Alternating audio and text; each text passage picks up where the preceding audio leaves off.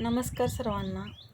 उद्या ना मी सासरी जाणार आहे, म्हणून आजचा दिवस ना माझ्यासाठी खूप खास आहे. म्हणून ठरवलं की आज माझ्या माहेरची सगळी शेती ना आणि सगळं वातावरण मनसोक्त फिरून ना घ्यायचं आणि तुमच्यासोबत शेअर करायचं. त्यासाठीच ना सगळ्यात आधी आलो आहोत आम्ही आमच्या घराजवळच्या डाळिंबाच्या बागेत. पहा किती छान अशी झाडे आहेत आणि लाल लाल डाळिंबाची फळेही मस्त लागलेली आहेत. इथे आम्ही सगळ्यांनी ना मस्तचा फेरफटका मारला, थोडी मजा मस्ती केली. आणि ही डाळिंब पण आज सप्टेंबर बहारची आहेत. अजून थोडा टाईम आहे, पिकत आलेले आहेत थोडीफार आणि साईज ही अजून वाढायची चालूच आहे. बघू शकता तुम्ही, अजून कच्ची आहेत. आणि आपल्यासोबत सगळे आहेत म्हटलं ना की आपल्याला खूप छान वाटतं. त्यामुळे ना आमची खूप मजा मस्ती ही इकडे चालू होती. आणि डाळिंबाच्या हिरव्या हिरव्या झाडांवरती ना लाल लाल फळं ना खूप शोभून दिसत होती आणि खूप सारी फळं लागली होती. बघू शकता तुम्ही. असंच फिरत फिरत ना खालच्या कडेला आम्ही कधी पोचलो हेही आम्हाला समजलं नाही. बघू शकता इकडेही खूप छान अशी नारळाची झाडे आहेत. खूप मस्त असे मोठे मोठे नारळ लागलेले आहेत. त्यानंतर मोठ्या डाळिंबाच्या बागेच्या शेजारी ना छोट्या डाळिंबाची ही बाग लावलेली आहे. तीही आम्ही सर्वांनी फिरून पाहिली.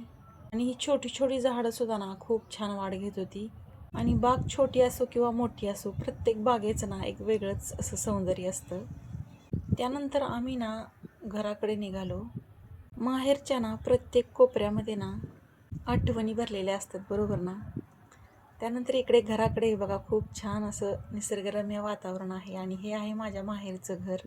घराशेजारी पण ना खूप इथे ना 2 ड्रॅगन फ्रूटची ही झाडं लावलेली आहेत. तीही खूप छान वाढ घेत आहेत. त्यानंतर थोडासा ऊसही लावलेला आहे. आणि घराच्या साईडनी पण ना नारळाची खूप सारी झाडे आहेत, सीताफळ आहे.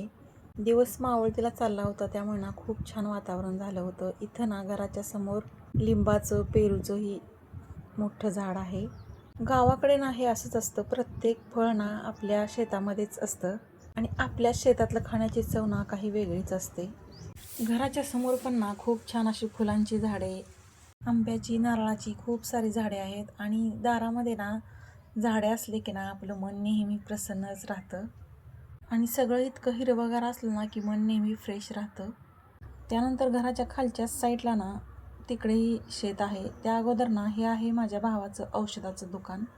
कालच इकडे औषधं आलेली आहेत, अजून मांडायचीही राहिलेली आहेत. इथे ना सर्व प्रकारच्या फळांची औषधे मिळतात. आणि माझा भाऊ ना द्राक्ष आणि डाळिंब या बागेची ना कन्सल्टिंग पण करतो. घर, शेती आणि त्याचं कामही ना तो दोन्ही खूप छान सांभाळतो. घरातल्या सगळ्यांचीच ना देवावरती खूप श्रद्धा आहे. त्यामुळे ना औषधाच्या दुकानामध्येही ना रोज देवाची पूजा केली जाते. आता ना घराच्या खालच्या साईडच्याही शेतामध्ये फेरफटका मारूयात. इकडे ना घरासमोर ही खूप सारी नारळाची, आंब्याची, चिकूची ही झाडे आहेत आणि देशी कडीपत्ताही आहे. बघू शकता तुम्ही, खूप मोठी मोठी छान अशी झाडे आहेत. घराभोवतीचाही पूर्ण परिसर ना हिरवागार आहे. आणि त्यानंतर त्या पुढच्या शेतामध्येही ना आईने वांगी, पालक, हिरव्या मिरच्या अशा बऱ्याच भाज्या लावलेल्या आहेत. बघू शकता तुम्ही, खूप छान अशी वांगी लागलेली आहेत. आणि इकडे ना हिरव्या मिरचीलाही मिरच्या लागलेल्या आहेत. गावाकडे ना हे असंच असतं, आपल्याला लागणाऱ्या सर्व भाज्या ना आपल्या शेतामध्येच असतात. आणि इथे छोटंसं मायाक्का देवीचंही मंदिर आहे.